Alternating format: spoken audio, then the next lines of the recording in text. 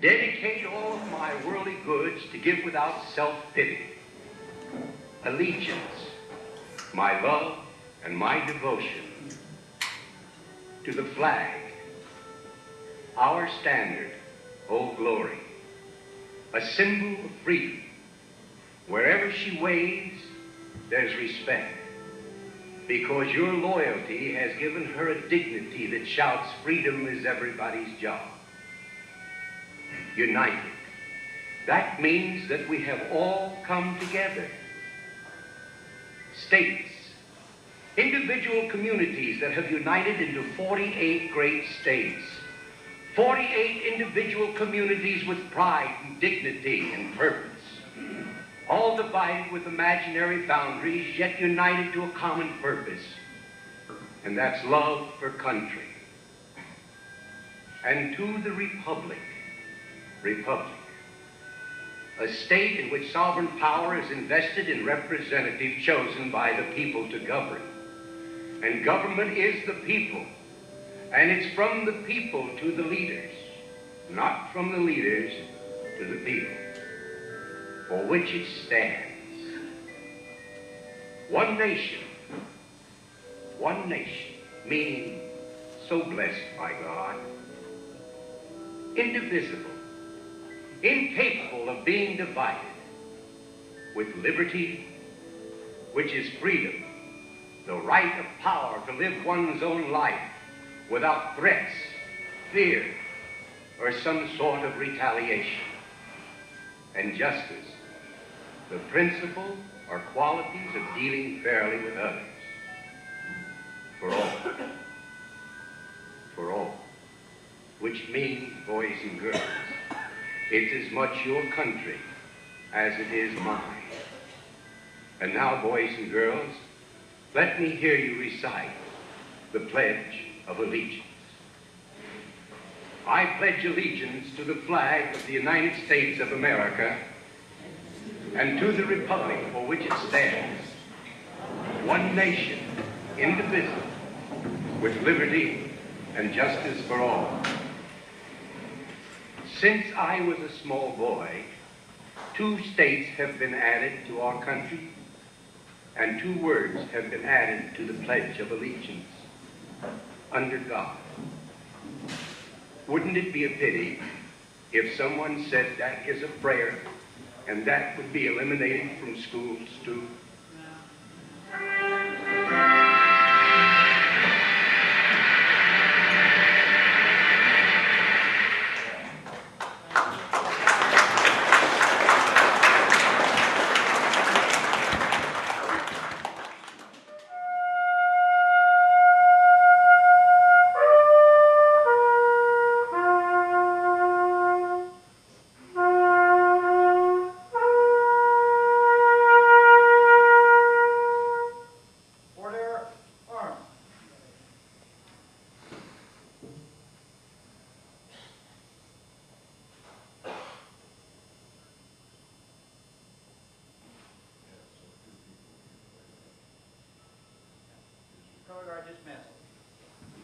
Hey, Mike, I'd like to have you say just a quick word here to the crowd about your organization. Let's do it right now while you're close. This is Mike Carr from Carson, Iowa. He's the commander of this unit. Let him know what you're doing out there. Hi, we are members of the Sons of Union Veterans of the Civil War. Our camp is at Colonel William H. Kingsman Camp number 23 in Atlantic, and we are a rather active camp. We last weekend, 2 weekends ago, just did 7 services for 7 of the very last Civil War veterans in Southwest Iowa. And we did 1 here in Malvern. We are very active in locating the graves of Civil War soldiers, making sure they're marked properly. Some of the boys have never had a stone. We refurbish monuments, take part in parades, which we did this morning in Council Bluffs, and try and keep alive the memory of the boys in blue who saved this nation. Thank you. Thank you, Mike. Thank you, Mike. Appreciate it. It's really special when these fellas come out and their ladies, they're all dressed in the old-timey ways. Yeah, we're gonna, at the end of this, we're gonna do a little tribute to them folks. Come on up, Miss Maggie Hughes, and Maggie's gonna do the Pledge of Allegiance for you. Here we are. Well, what I have is an essay that was written by a boy in the 5th grade. He was submitted it for a patriotism contest in 2014. And when I get done, I think you'll know that he has more respect for our flag than a lot of our sports heroes these days. His name is Perry Murkowski. And he titled it, Love, Respect, Honor, and Courage. When I place my hand upon my heart, I am reminded of the love that I feel for my country. As I look up at the American flag, I am reminded of the respect I have for what it symbolizes. For me, the white stars on a sky of blue represent the heavens above looking down on us. The stripes of red represent the blood that was, is, and will be shed by all who sacrificed to protect us. And the stripes of white represent the purity our nation should strive for every day. When I recite the Pledge of Allegiance, it is more than just words to me. It is a reminder of what a great honor it is to be a citizen of the land of the free and the home of the brave. To maintain this honor, I must be willing to do something that will be difficult or even dangerous. By definition, this is what courage means. To say, I pledge allegiance to the flag of the United States of America and to the republic for which it stands, one nation under God, indivisible with liberty and justice for all, means I am promising to be courageous. I'm promising to have the courage to be loyal to my country and the values it was founded on. I am promising to have the courage to be responsible and participate actively in our government. I can currently do this by studying the history and foundation of our nation. Historical knowledge will give me the courage to protect those values when I am able to vote. Having the courage to be a nation under God means that our Creator gives us the freedom to choose our own path on earth, even though He has already chosen one for us. This is why it is important that we courageously stand by the values of our country was founded on, so that it will never be divided. Our freedoms will continuously be protected, and our rights will always be preserved. By performing these acts of courage, we will be helping to keep our country strong. By reciting the Pledge of Allegiance daily, I am blessed with a constant reminder that it will always take love, respect, honor, and courage to keep our home, the United States, indivisible and free.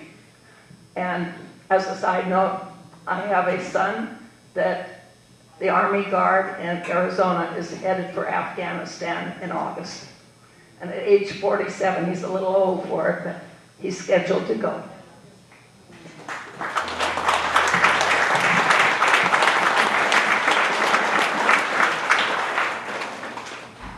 Let's all rise and do the Pledge of Allegiance together, shall we?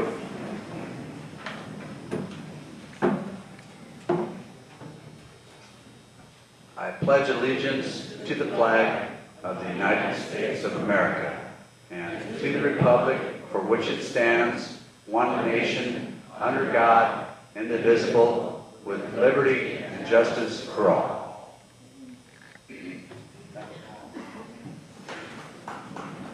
Now we have a Danny Danielson coming up. He's going to read a poem that Virginia Hall used to read. My dear friend Virginia from here in town, and Danny reads this one every year for us now. It's called The Ragged Old Flag, Mr. Danny Danielson.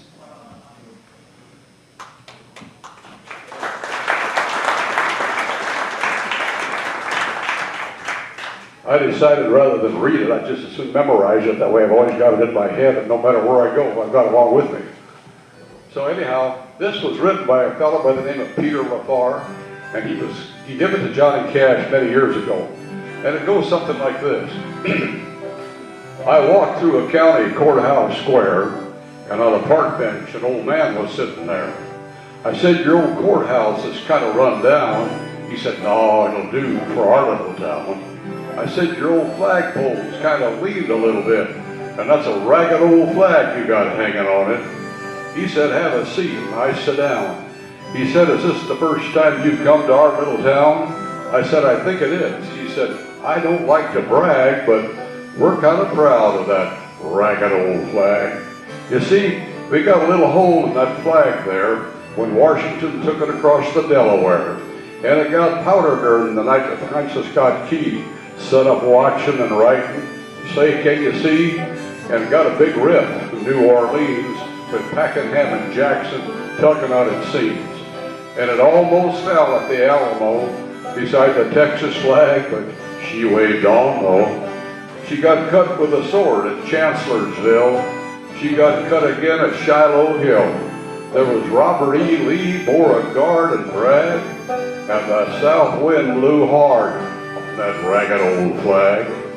On Flanders Field in World War I, she took a bad hit from a Bertha gun. She turned blood red in World War II. She hung limp and low by the time that one was through. She was in Korea and Vietnam. She went where she was sent by her Uncle Sam. She waves from our ships atop the briny foam, and now we've about quit waving her back here at home. And in her own good land here, she's been abused, she's been burned, dishonored, denied, refused, and the very government for which she stands is scandalized throughout the land. And she's getting threadbare, she's getting kind of thin, but she's in good shape for the shape she's in. Because she's been through the fire before, and I believe she can take a whole lot more. So we raise her up every morning. We bring her down slowly every night. We don't let her touch the ground, and we fold her up right. On second thought, I guess I do like to brag, because I'm mighty proud of that ragged old flag. Thank you.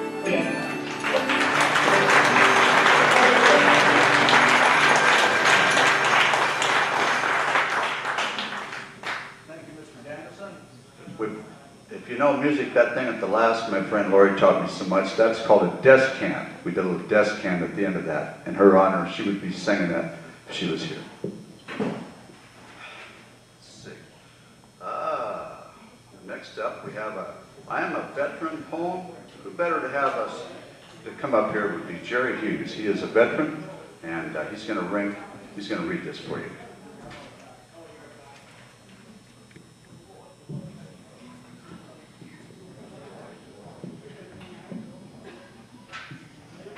Laura was a wonderful lady, and she loved the Christian life, and she wanted everybody to know about being a Christian. Ask Jesus to be your Savior.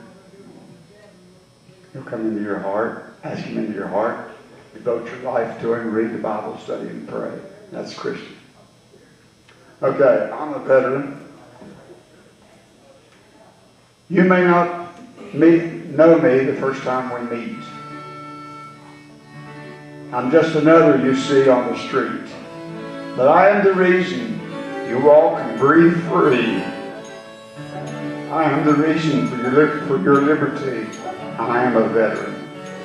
I work in the local factory all day. I own the restaurant just down the way. I sell your insurance. I start your IV. I got the best looking grandkids you'll ever see. I'm your grocer, your banker, your child's school teacher. I'm your plumber, your barber, your family's preacher. But there's a part of me you don't know very well. Just listen a moment. I have a story to tell. I am a veteran. I joined the service when I was still in my teens. I traded my prom dress for camouflage greens. I'm the first in my family to do such a thing like this. I followed my father like he followed his, defying my fears and holding my doubt. I married my sweetheart before I shipped out.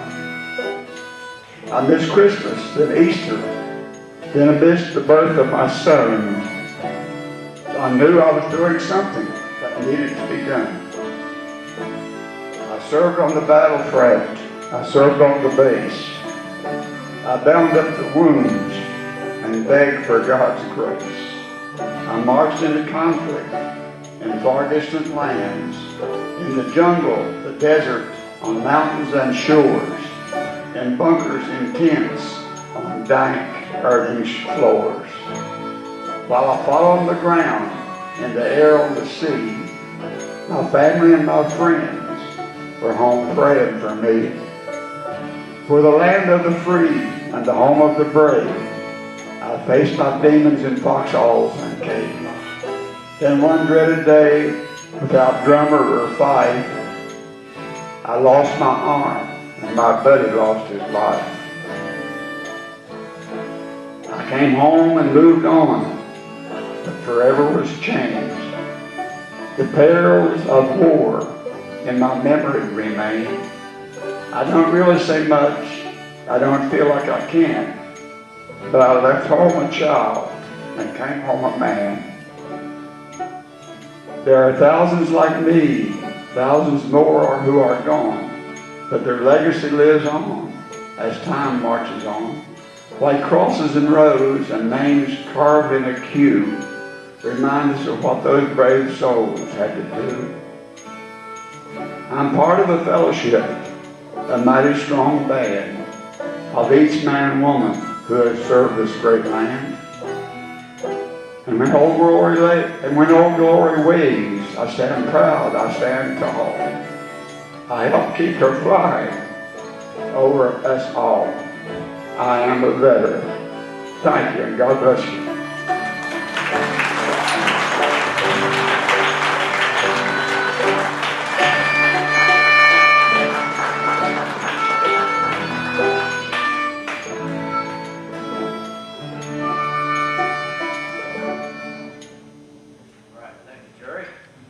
Okay, next we have for you, we have a branch, the service songs is going to be this started out many moons ago here with Jack Woodall, banjo player from Farragut, Iowa.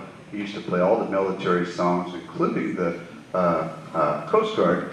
Yours truly asked him to play his harmonica with him, and he said yes. And this show we're doing tonight is what all that started from, was Jack Woodall, who's in a rest home in Sidney, Nebraska, still doing well. And his wife Lucy's a great singer. But anyway, we always like to mention Jack because he started the ball rolling on this for us. So here we go, guys. We're going to play the 5 service songs, and before each one, we will call out the name of that branch of service, and we'll ask all the veterans and active service people to please stand while their song is being played. Thank you.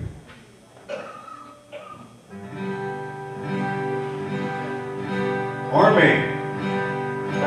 First to fight for the right and to build the nation fine, and the army will rolling along.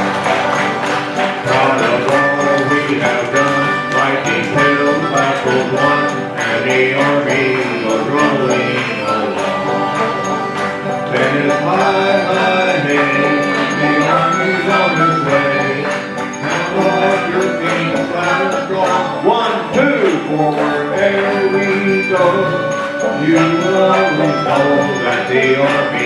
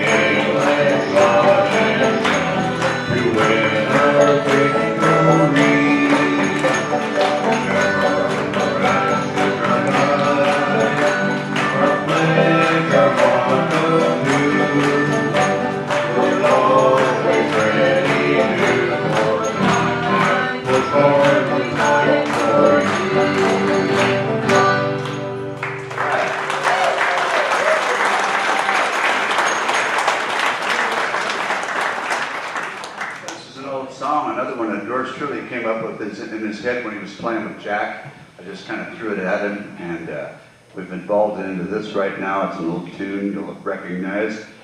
One year we had a guy named Johnny that was here, that was a neighbor of Earl and Ruth Smith, and he was dressed in his Desert Storm outfit. Last year's Nonpareil, they did an article that showed the repeat of this picture.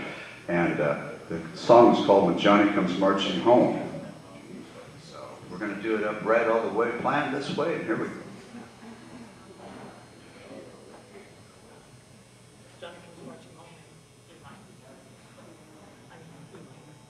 Set up down here. These folks down here have practiced a little bit, and yours truly was running around, so he's kind of winging it. So they're all my best friends, these folks. They forgive me.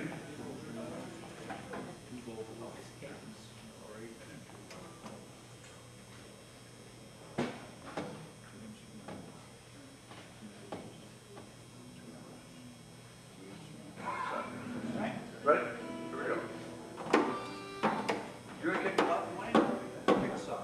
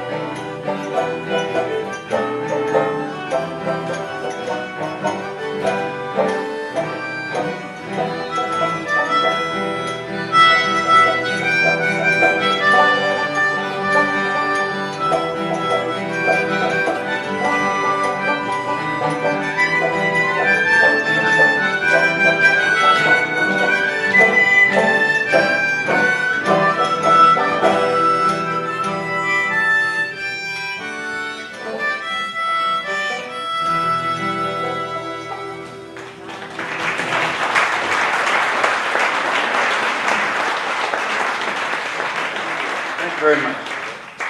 Pam Ostis is right here to my right, and she's going to read a reading of Taps.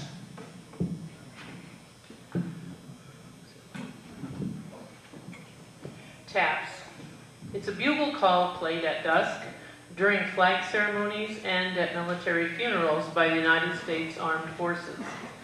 Taps originated from the Dutch tapto, meaning close the beer taps and send the troops back to camp. An alternative explanation is that it carried over from a term already in use before the American Civil War. 3 single slow drum beats were struck after the sounding of the tattoo or extinguished lights. This signal was known as the drum taps, or simply as taps in soldiers' slang.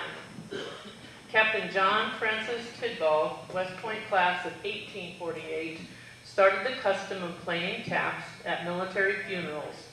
In July of 1862, a corporal of Tidball's battery, A, 2nd U.S. Artillery, died.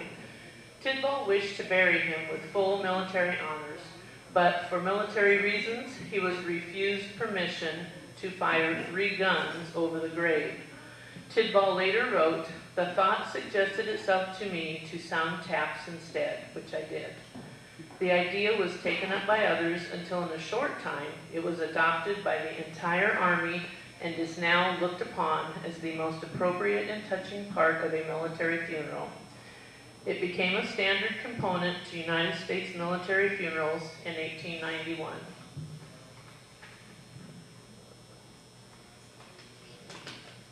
And just as a reminder, I guess the words most of us knows. The first verse is, "Day is done, gone the sun.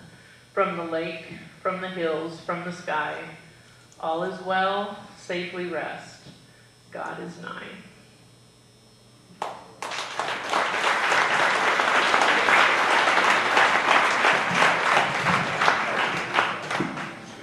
I believe now it's time for Jeremy to come up, correct? Yes. And Jeremy Fega, it has from Atlantic, is going to come up and do a grand song that he does for us. And then the name of the song is More Than a Name on the Wall. Jeremy Fega.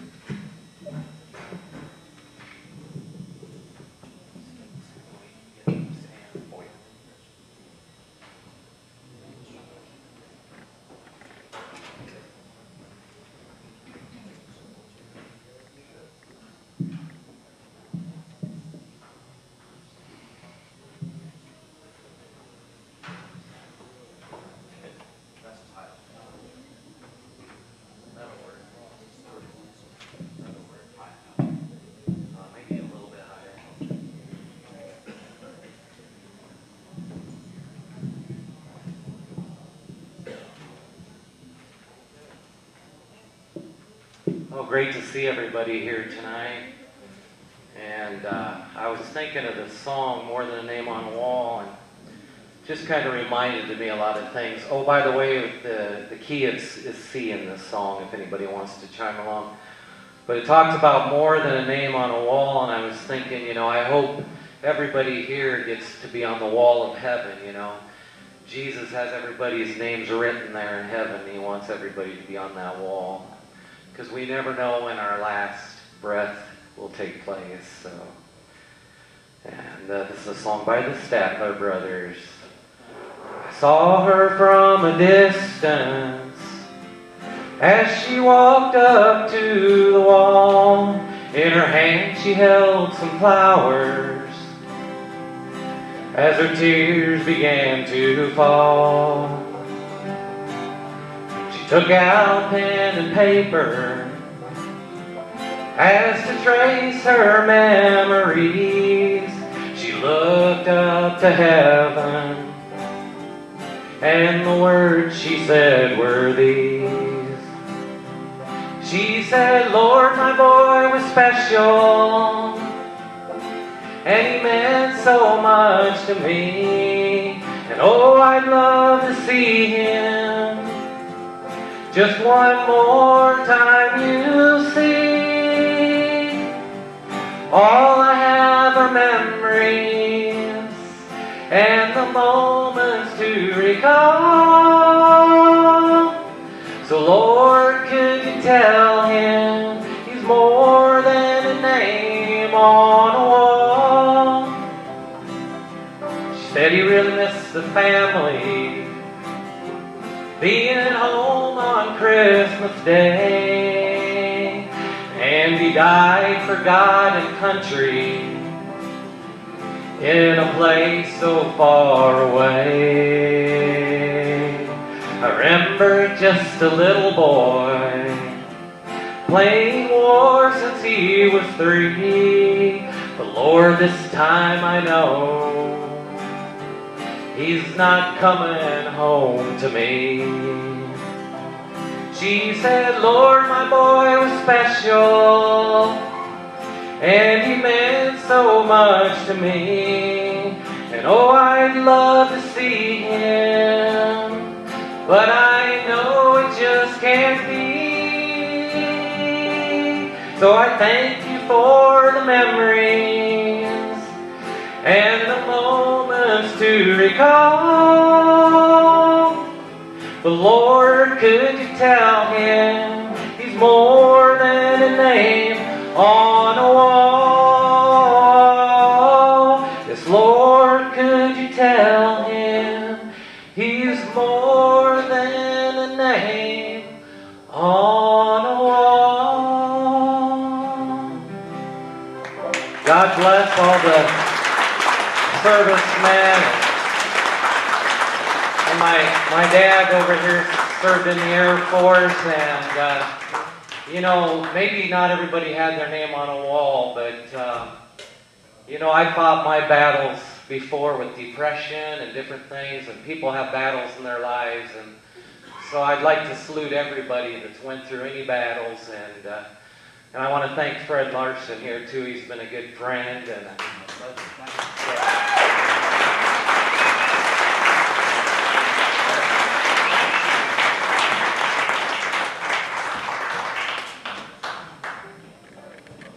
ladies and gentlemen, is going to sing God Bless America, I believe. Yes. Everybody join us with this one, if you would. We're in the key of C. We're going to play. Ham's going to lead it off on God Bless America. Let the hand go.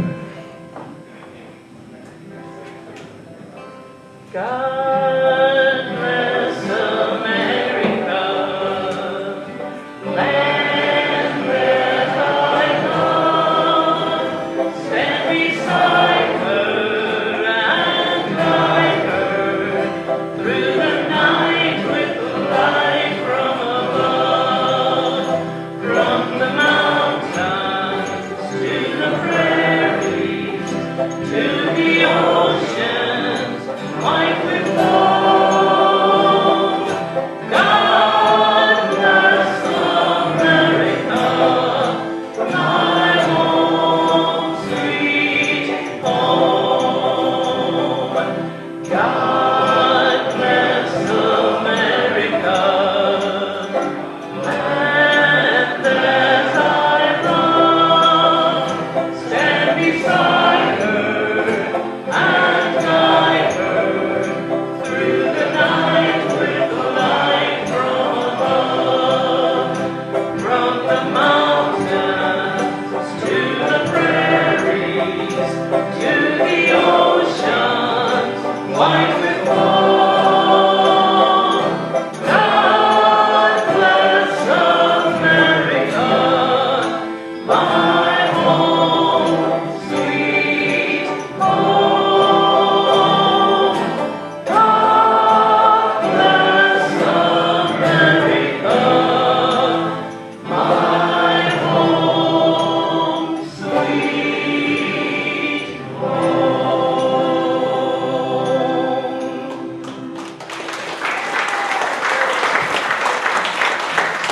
Thank you, everybody. Thank you for being a part of this. I'd like to thank Don Knudsen on the far left, Daryl Coyce next to him. We have Dwayne Miller on the fiddle, Dorothy Teckow, Fred Teckow, Jeff Ostis, Pam Ostis, and Kenny Love back here. All right, I'm Fred Larson.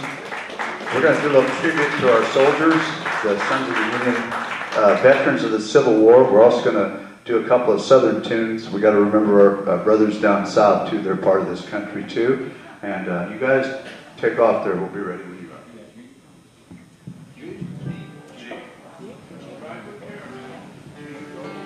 And when we get done, folks, we'll get back to the regular stage show. I believe I have lined up Jim Wyman was first up.